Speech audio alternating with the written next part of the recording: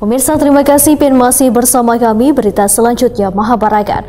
Menteri Kebudayaan Republik Indonesia berkunjung ke Museum Kayu Baimbai, Jalan Kelayan Barat, Banjarmasin Selatan, Kamarian, Sabtu 8 Februari 2025. Dalam kunjungan ini, Menteri Kebudayaan melihat-lihat benda bersejarah yang sangat kental dengan kebudayaan yang ada di Banjarmasin.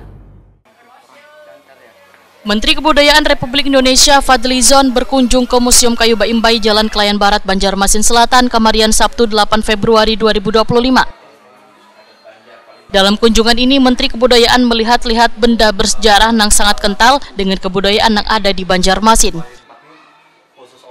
Menteri Kebudayaan Republik Indonesia Fadlizon takoni Prima TV usai mengunjungi Museum Kayu Baimbai memadahkan Museum Kayu Baimbai merupakan museum yang memberikan visi atau informasi yang sangat menggambarkan Banjarmasin karena keberadaannya tepat di tepi Sungai Martapura. Peningkatan budaya material yang kaya senjata-senjata tradisional menambah nilai informatif, sehingga keberadaan museum ini harus lebih ditingkatkan karena menjadi jembatan bagi generasi Waikini gasan mengenal sejarah wan kebudayaan.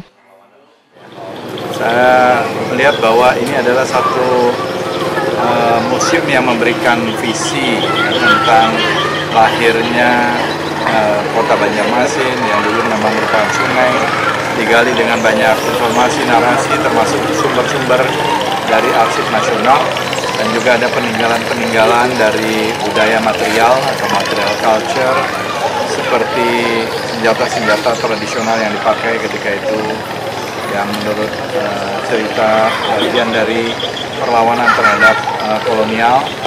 Dan saya kira keberadaan museum seperti Museum Kota Banjarmasin ini sangat penting, terutama menjadi jembatan bagi generasi muda untuk mengetahui masa lalu. Ya, jadi tanpa adanya museum kita mungkin akan kesulitan untuk menjembatani antara masa lalu masa kini. Tapi kita berharap ini juga menjadi museum yang hidup, banyak aktivitas, terutama untuk literasi, edukasi tentang kota, tentang sejarahnya, tentang budayanya, tentang peradabannya, termasuk tentang lingkungan di sekitarnya, termasuk.